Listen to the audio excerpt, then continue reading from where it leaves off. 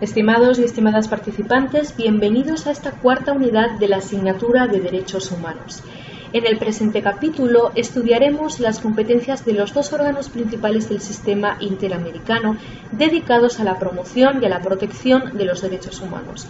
Nos referimos en concreto a la Comisión Interamericana y a la Corte Interamericana de Derechos Humanos. Nos familiarizaremos con las competencias que se les ha atribuido y veremos cómo se desarrollan los procedimientos frente a estos dos órganos. En primer lugar, estudiaremos a la Comisión Interamericana.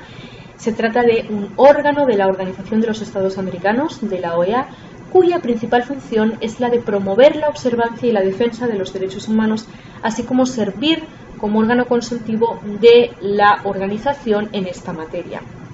¿Pero sobre qué derechos? Sobre los que se encuentran contemplados en la Convención Americana de Derechos Humanos y en la Declaración Americana de Derechos y Deberes del Hombre.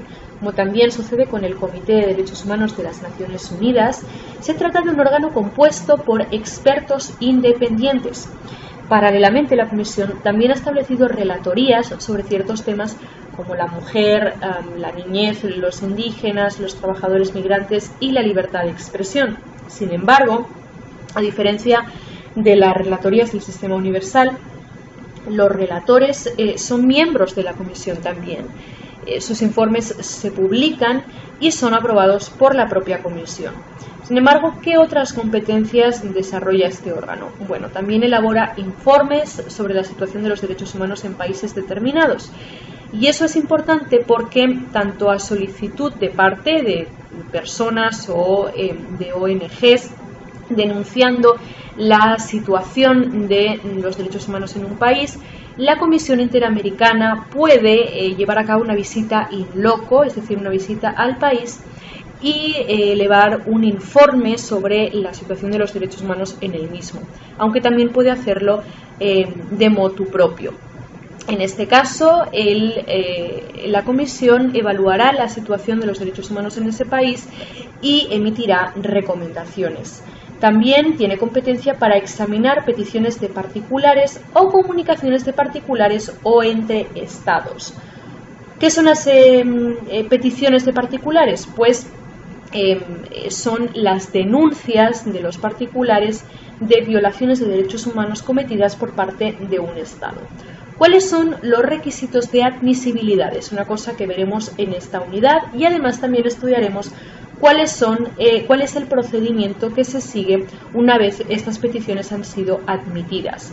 Importante es el mecanismo de las medidas cautelares previsto para situaciones de gravedad y urgencia legítima en los que la Comisión, ya sea por iniciativa propia o a solicitud de parte, solicitará a un Estado la adopción de medidas cautelares para prevenir daños que son irreparables.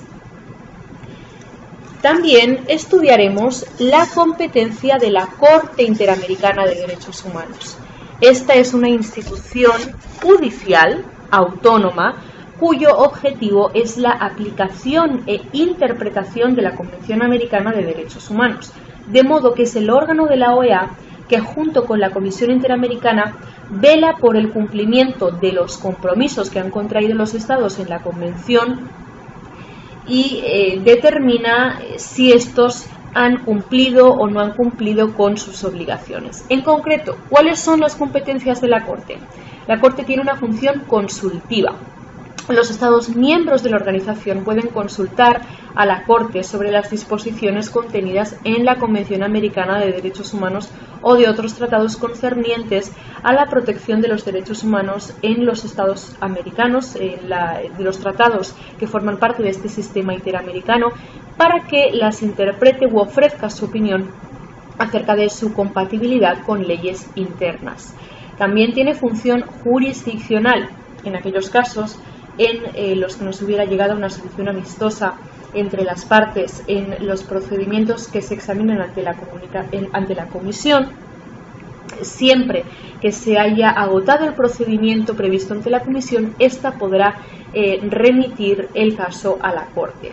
Solo los Estados parte y la Comisión están facultados para someter un caso ante la Corte, es decir, que los particulares que presentan la petición de motu propio no pueden, no tienen competencia para presentar el caso ante la Corte. Esta tendrá competencia para conocer de cualquier caso que le sea sometido siempre que los estados partes involucrados, importante, hayan reconocido expresamente su competencia. Cuando la Corte conozca de un caso que considere de extrema gravedad y urgencia, al igual que la Comisión, y cuando sea necesario evitar daños irreparables a las personas, también podrá tomar las medidas provisionales que considere pertinentes. En esta oportunidad estudiaremos cuál es el procedimiento que se sigue frente a la Corte Interamericana, estudiaremos el procedimiento de supervisión de sentencias y de otras decisiones del tribunal. Importante, veremos quién tiene capacidad para denunciar y quién puede ser denunciado ante la Corte Interamericana de Derechos Humanos.